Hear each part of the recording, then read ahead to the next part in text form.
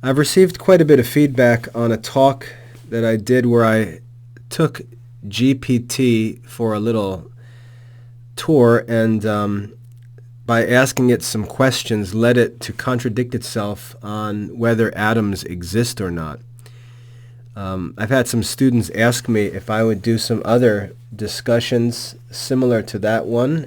One request was for evolution, but one that I'd like to do in which I would like to try to make use of the dialectical method to lead this ChatGPT system into a self-contradiction has to do with the question of what the nature of light is. So I'd like to examine ChatGPT on the nature of light to see if I can lead it into self-contradiction.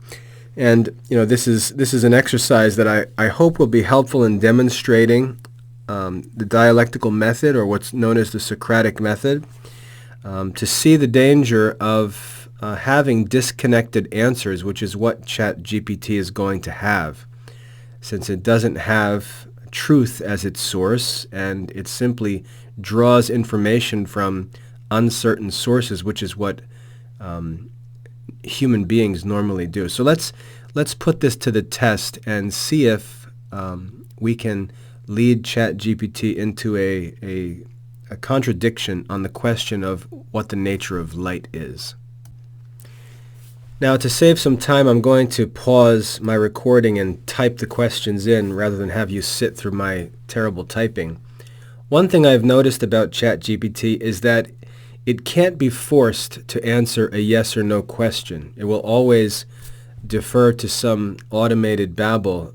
You can't really get it to take a yes or no position on a dialectical question. So what I'm going to do here is try to direct the questions and limit the responses to fewer than 50 words. It'll observe that command, but it won't choose between one of two contradictions, which makes it difficult to investigate or to examine dialectically. But we'll just limit the answer so we get short responses from ChatGPT. So the first question is going to be, what is the nature of light? And I'll require that it answer in fewer than 50 words.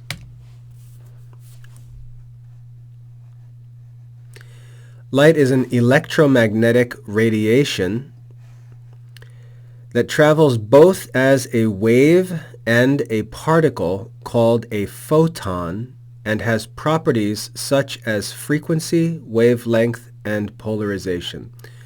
So we'll begin with this definition, which ChatGPT has given us, and we'll attack this definition and take it apart piece by piece and see if we can lead into some contradictory statements. Let's go ahead and get started with this.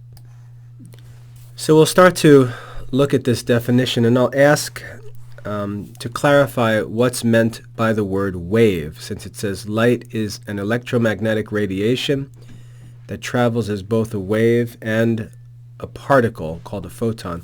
Let's find out what a wave is. A wave is a disturbance that propagates through a medium, transferring energy from one point to another without the physical transport of matter. In the case of light, the wave is an electromagnetic wave that consists of oscillating electric and magnetic fields. So it remembered that I asked about light in the first question and included something about light in the second question. What I'm going to try to explore is whether it's possible for there to be motion in the absence of matter. If light is not matter, then how can it move? How can there be motion if there's no matter? So I'm going to try and get it to answer some questions about motion and matter and see if I can lead it into a contradiction regarding the nature of light. So the first question I'll ask, or the next question, is light matter? Let's just get to it and ask if light is matter. No, light is not matter, but rather a form of energy that behaves as both a wave and a particle. It has no mass or charge, and it travels at a constant speed in a vacuum.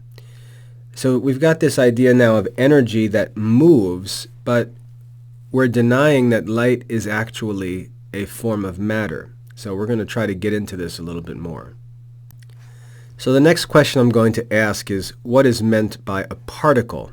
I'd like it to explain to me what it means by a particle, and I'll require it to answer in fewer than 50 words. In physics, a particle is a tiny localized object that has certain properties such as mass, momentum, and energy. And again, notice it remembers that I've asked about light. In the case of light, it can behave as a particle called a photon, which has discrete packets of energy and exhibits some properties of both particles and waves. So the next question I'm going to ask is, what does it mean that light moves as a particle?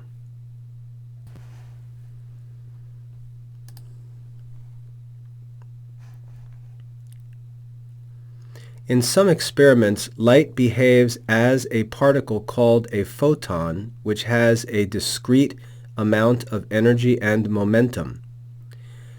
Photons can interact with matter as discrete particles, producing effects such as photoelectric effect and Compton scattering. In that last response, it mentioned momentum.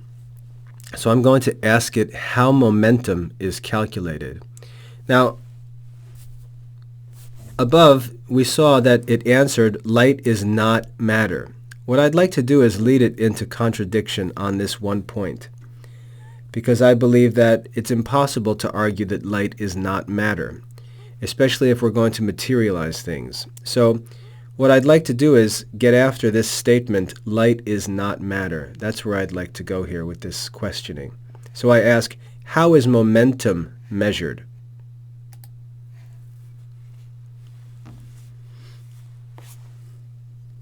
Momentum is the product of an object's mass and velocity. See, this is what gets interesting here.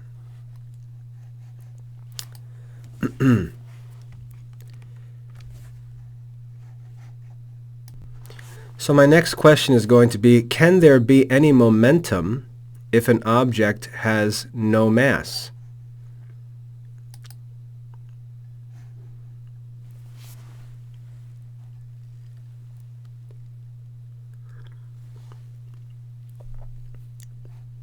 Can there be any momentum if an object has no mass?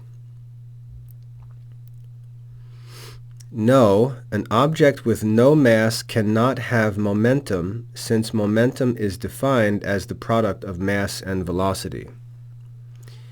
Therefore, an object with zero mass would have zero momentum regardless of its velocity. Now, I knew that in advance. I already knew that the formula for momentum was mass times velocity. But this is saying that light, if we go ahead above, light behaves as a particle which has a discrete amount of energy and momentum. So if it has momentum, it must have mass, because an object with no mass cannot have momentum. So I'm going to keep pressing this point and try to understand how light can be said to have momentum or behave like a particle that has momentum if it has no mass. But first we've got to get into this object it names as a photon. Let's try to figure out what a photon is. Is a photon light, I ask? Yes, a photon is a fundamental particle that is responsible for electromagnetic interactions. It is the smallest unit of light. So let's ask, does a photon have mass? A photon has zero mass, which means it does not have mass in a stationary or rest frame of reference. However, it has momentum and energy, and its relativistic mass increases as its velocity approaches the speed of light. So we can see we enter into some more complicated talk here in the terms of the science. So it admits that a photon by itself has zero mass in a state of rest.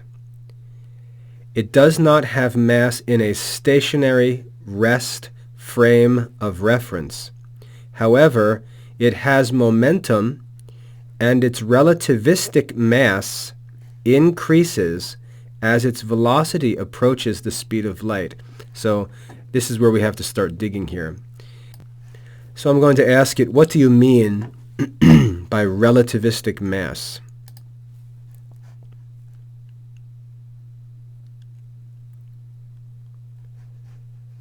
Relativistic mass is a concept in physics that describes the increase in an object's mass as its velocity approaches the speed of light.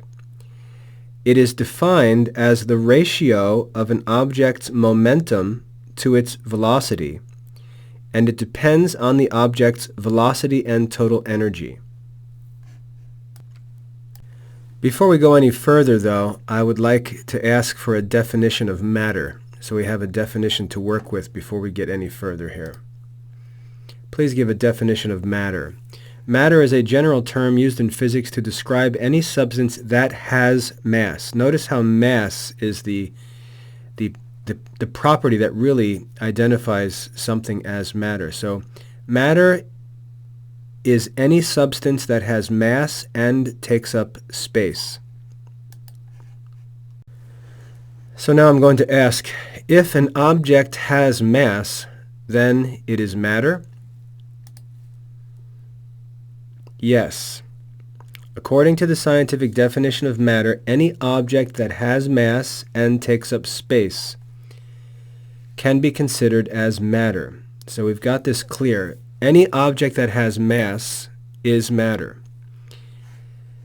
Now what I'd like to do is get into this question of relativistic mass. Because if we say that a photon has no mass in a state of rest, and this is seems to be theoretical talk. If a photon has no mass in a state of rest, it says a photon has zero rest mass, then it would not be matter. However, if a photon acquires mass, even if we call it relativistic mass, if it has mass, then would it not become matter? So I'm going to pursue this through some questions here. I'm going to ask, does a photon acquire mass when it moves at the speed of light? No, a photon does not acquire mass when it moves at the speed of light. Its rest mass is always zero, and its relativistic mass increases with its energy and velocity, but it never becomes a massive particle. Now, my problem here is that this seems to be a circular argument. It seems that the theory is established that light is not matter, and then all of these terms are now defined so that this theory is retained, but it's not actually being proven. So I'm going to try to get into some scientific evidence now to try and find if it can actually be proven scientifically that these statements are true. So I'm going to ask, can the relativistic mass of a photon be measured scientifically? No, the concept of relativistic mass is not commonly used in modern physics, and it is not considered a measurable quantity for photons. Instead, the energy and momentum of a photon can be directly measured and calculated using their frequency, wavelength, and property. Now again, the problem that I'm having here is that we're talking about momentum, and yet we described momentum above. Where was it here? I asked, can there be momentum if an object has no mass? The answer was no. I was told momentum is the product of an object's mass and velocity. So if a photon has no mass, how can it have momentum? That's my next question. So first I'll ask a scientific question. If relativistic mass cannot be measured scientifically, how can it said to exist? How can it be said to exist scientifically? The concept of relativistic mass is not commonly used in modern physics because it can lead to confusion and is not a fundamental quantity. Instead, the energy and momentum of a photon can be measured. Okay, so let's get to the next question. So my next question is, earlier you said an object with no mass cannot have momentum. If a photon has no measurable mass, then how can you prove that it has measurable momentum?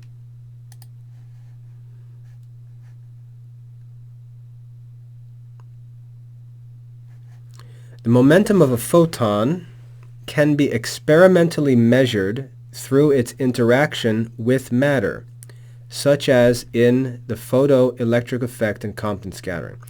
These experiments demonstrate that photons have a momentum proportional to their energy and inversely proportional to their wavelength, even though they have zero rest mass. So now I'm going to challenge it here and say no. Based on your definition of momentum, if an object has momentum, then it must have mass. You have contradicted yourself.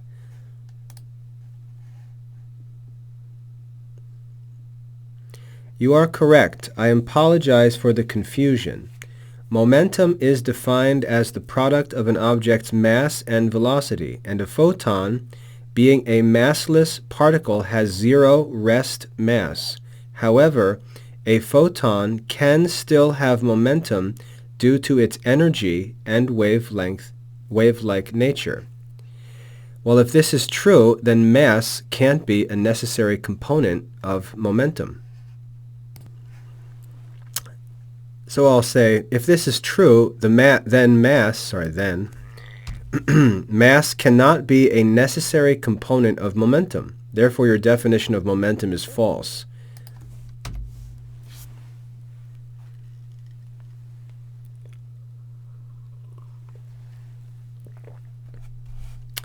You're correct. The definition of momentum as the product of mass and velocity is a simplification that only applies to objects with rest mass. For massless particles, such as photons, notice how it's assuming these things. For massless particles, because this is the question after all, are they actually matter? For massless particles, such as photons, momentum is defined as the product of their energy and the speed of light, and mass is not a necessary component. So I'll ask, so you are changing the definition of momentum here when speaking of photons? No, I'm not changing the definition of momentum. The definition of momentum as the product of mass and velocity is correct for objects with rest mass, but for massless particles, such as photons, momentum is defined as the product of their energy and speed of light, in accordance with the principles of special relativity. So one question that I have here is, maybe this is revealing a problem with this argument that light is not mass. So I'll ask, how can you prove scientifically that a photon has no mass? Perhaps the mass of a photon is less than scientists are currently able to measure. The current scientific consensus is that a photon has zero rest mass based on a variety of experimental evidence, including its relativistic behavior. While it is always possible that new experimental evidence may change our understanding, the current consensus is that the mass of a photon is zero. Now what I'd like to do here is show you how ChatGPT will not give a yes or no answer. I ask, is it possible that the scientific consensus is wrong in saying that a photon has zero rest mass? I mean, isn't it possible that they're wrong? And I ask, please give a yes or no answer. So let's see what happens here.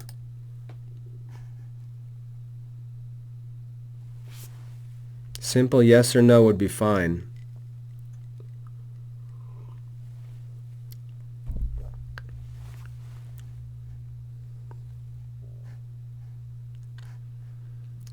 I didn't limit the answer to 50 words, so who knows what we're in for here. Okay, good. So yes, it is theoretically possible that the scientific consensus is wrong and that photons have a non-zero rest mass. Okay, so it's possibly wrong.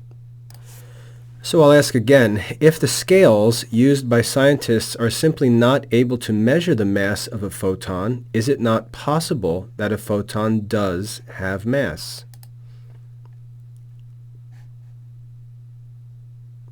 While it is always possible that our current technology is not advanced enough to measure the mass of a photon, it is highly unlikely, given the available experimental evidence and the well-established principles of special relativity that predict a zero rest mass for photons. Before I go on, I have a curious question I'd like to ask. Is our current technology able to measure the mass of an atom directly? I'm just curious to know this.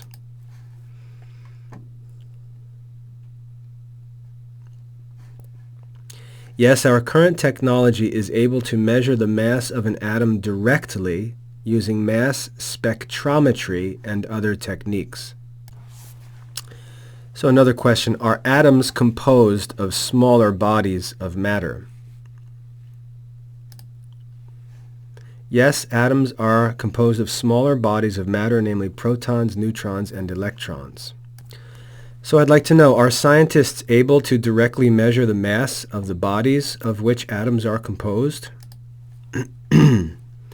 Yes, scientists are able to directly measure the mass of the bodies of which atoms are composed, such as protons and neutrons, using mass spectrometry. Okay, so one thing we're learning here is that mass spectrometry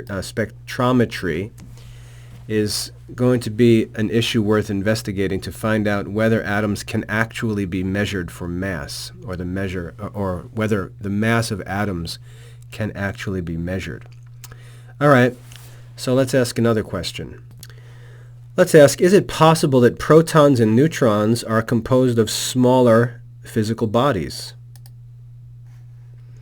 Yes, it is theoretically possible that protons and neutrons are composed of smaller physical bodies such as quarks, which have been experimentally observed and studied in particle accelerators. So what I'll ask next is, are scientists able to directly measure the mass of quarks? And again, we're just assuming the existence of these things based on the answers that were given, but let's just keep pursuing this. What I'm trying to do is get to a point where ChatGPT will admit that there are some physical objects that scientists speak of, even theoretically, that they are not able to measure the mass of. That's my goal.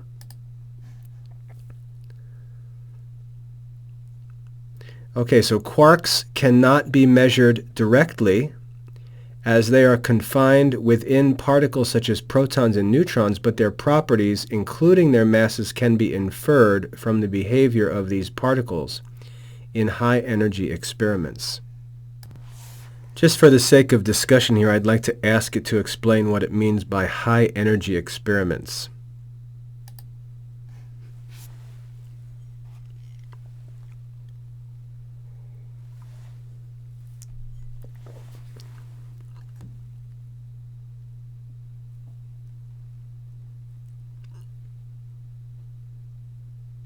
High-energy experiments involve colliding particles at very high speeds and studying the resulting interactions to learn about the properties of subatomic particles such as quarks that make up these particles. Again, for the sake of conversation, I'd like to know, do these very high speeds of high-energy experiments exist in nature?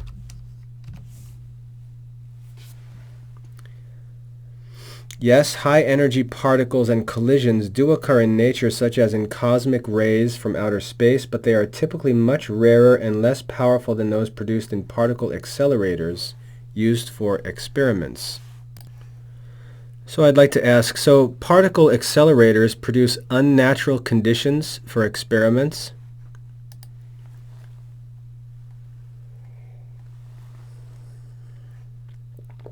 Okay, so we're producing conditions in these particle accelerators that are actually not natural.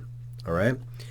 Particle accelerators can produce conditions that are not normally found in nature, as they can accelerate particles to much higher energies and collide them at higher rates than would occur naturally. However, these experiments can provide valuable insights into the behavior of subatomic particles. It's interesting how it can almost detect where I'm headed with these questions. It can tell that answer that we're sort of moving away from nature in these experiments is bringing the whole question of natural sciences into question. Like, what actually are we studying here if these experimental conditions are not even present in nature? Are we not simply creating things, or I wouldn't say create for obvious reasons, but are we not producing situations that aren't even supposed to exist in the first place, rather than studying the natural world? So I'd like to get back to this question about quarks here. Can scientists demonstrate with certainty that quarks have mass?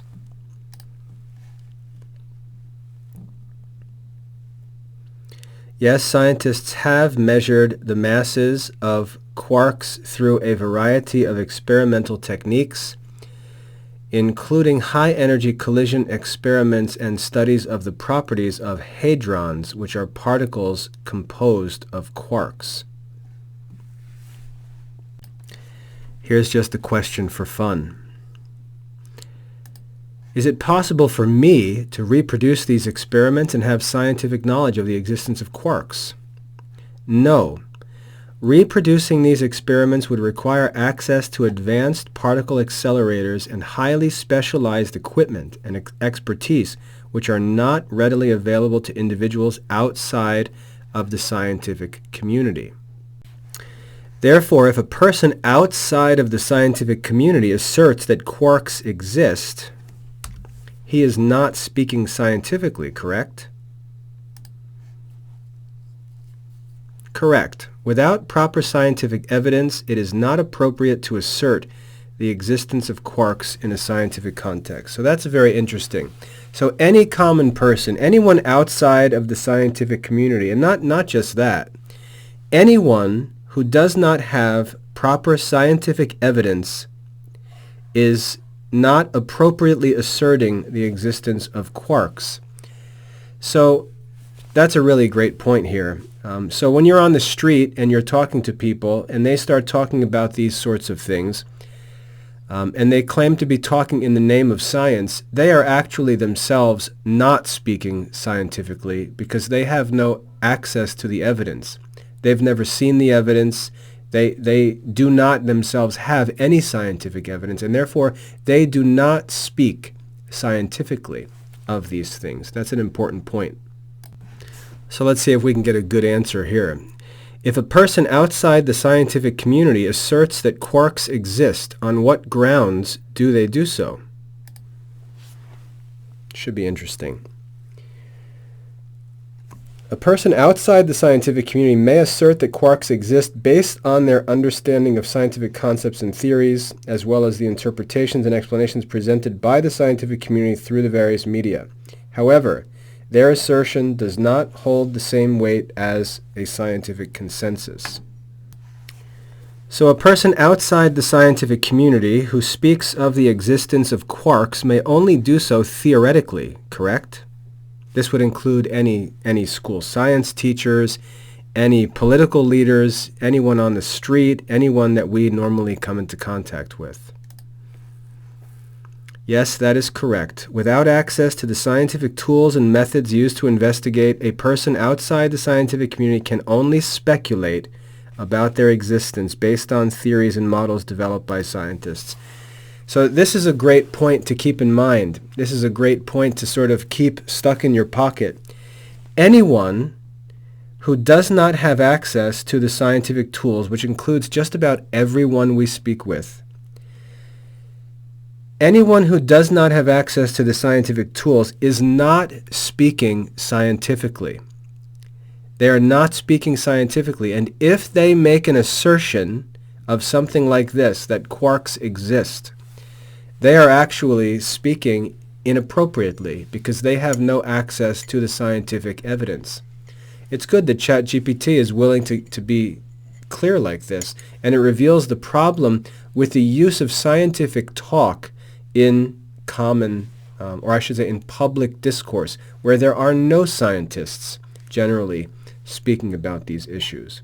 Without access to the scientific tools and methods used to investigate the properties of quarks, a person outside the scientific community can only speculate about their existence based on theories and models developed by scientists. So those speaking about these things in the street or in politics or in religious discussions and things like that, they're speculating about these things. And the reason why it's important is because there are people who are willing to deny religious principles based on this talk and its mere speculation. The only certainty that can be had on these topics can be had by those directly working with the scientific tools who have direct access to the evidence, and we've already been told that there's a possibility that they can be wrong. So we're denying what might be considered infallible in the sense of divine revelation, and we're appealing to mere speculation if we talk about things that we cannot produce evidence for ourselves, and even then we're appealing to a scientific consensus that isn't infallible. So see the uncertain foundation of these scientific arguments, especially in the mouths of people who aren't themselves scientists. So this is a good example of how a dialectical discussion like this actually leads us to a point that's very important. This is actually a very important point in terms of our conversation with people who object to the articles of faith and appeal to all of this scientific talk. It's actually mere speculation with relative to them, and therefore these discussions aren't even appropriate for our conversations about religion, articles of faith, and so on. That's helpful. Let's try to get back to the point of this discussion, though. So I'd like to get back to photons and say, to get back to photons, if technology developed and the mass of a photon could be measured, then it would be proven that a photon is matter, correct? If the mass of a photon could be measured and found to be non-zero, then it would be proven that a photon has mass. But it would not necessarily mean that a proton is matter. The definition of matter is more complex than simply having mass. So I'll ask it to repeat its definition of matter, which it already gave us before. Matter is any substance that has mass and takes up space. So I'll ask, a photon then could take up space but have no mass? Yes, a photon is a type of elementary particle that is believed to have zero rest mass, but it still can occupy space and have momentum. I'll object to that and say, this, however, is an assumption because we agreed that it might be proven in the future that a photon does have mass.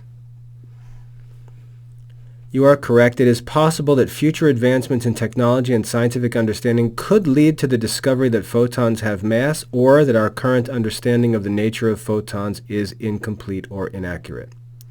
So I think I'll stop there with my questioning, and let's see where we started out in the beginning. Let's go back to the beginning of this conversation here if I can. I don't know how hard this would be. I'm not going to bother. See if I can zip back to the beginning. It's not going to let me. Anyway, we saw in the beginning that it was stated very clearly that light is not matter, and we got to this discussion of momentum in light, which the ChatGPT sources defined as the product of mass and velocity. And then we asked about how something could have momentum if it has no mass, and we saw that we went into a more complicated discussion about how there's difference in resting mass and relative mass. I think those were the terms that were used. Okay, so that's fine. We can get more specific, and I'm willing to go into that direction. That's fine. But then we started to talk about whether there's absolute certainty that a photon has no mass, and we found that no, it's not possible to say with absolute certainty that a photon has no mass. Perhaps the equipment simply isn't sensitive enough at present to measure the very, very small mass of a photon, so there's a possibility. And if it was proven that a photon did have mass, then it would be proven that a photon was in fact matter. And the last question I guess I could ask, maybe I should ask one more question. Let's just ask one more question. If in the future a photon could be proven to be matter, then would it not be proven also that light is matter? If a photon could be proven to have mass, it still would be a form of energy, and while it would have some matter-like properties, it would not necessarily mean that light as a whole is matter. So we can dig into this, but I think you can see where this discussion has brought us. Now, what's important about this, if I was a scientist, and I'm not a scientist, but if I was a scientist, we can see how this discussion here, using this Socratic-ish method, it's not exactly the Socratic method because ChatGPT actually won't answer yes or no questions. But using this Socratic-ish dialectical investigation, we could see how an issue has emerged that actually provides us with a subject for scientific investigation. We can see that this question of the nature of light actually hangs on a question of whether or not a photon has mass. If we could develop more sensitive equipment that could possibly measure and find that a photon does in fact have mass, that would then prove that a photon is matter and open up this discussion again as to what the nature of light really is. And that could lead to other significant developments. And what I want you to see is simply that science without dialectical reasoning is dead. And we just get into this lazy talk like ChatGPT. We just get into this lazy talk about the scientific consensus. But how do we move forward and challenge the scientific consensus? Because the consensus, even though it may be probable, and if someone was going to bet money on an option, it would probably be prudent to bet money on what the scientific consensus says, unless, of course, we had other grounds to oppose it, which we do in some cases. But if I was going to bet money, I would usually follow the scientific consensus. However, we can see that this type of questioning, if we were scientists, could lead us to see opportunities for new investigation. That's what makes the Socratic method so important, and why it shows that the scientific method is dependent on the existence of the Socratic method. If the Socratic method is abandoned, if dialectical reasoning is abandoned, and we don't engage in these kinds of investigations, these dialectical investigations, then what happens is we all just settle and stop and accept the scientific consensus, when in fact we're able to find a point where if this is pursued and a solution is found, we may turn over the scientific consensus. And what's funny is there's nothing that the scientific consensus likes more than to talk about how scientists in the past overturned the scientific consensus. So I think that gives us another good example of how this dialectical reasoning, and again, don't just label this Socratic method, because technically what we're doing here is not the Socratic method, because we're not getting simple yes or no answers from ChatGPT. So I've got to work it a little bit more, but we can see how science becomes powerful as a method only when philosophers are digging into these questions by this dialectical questioning and finding these places where opportunities exist to seek the truth scientifically. So I hope that's helpful. God bless.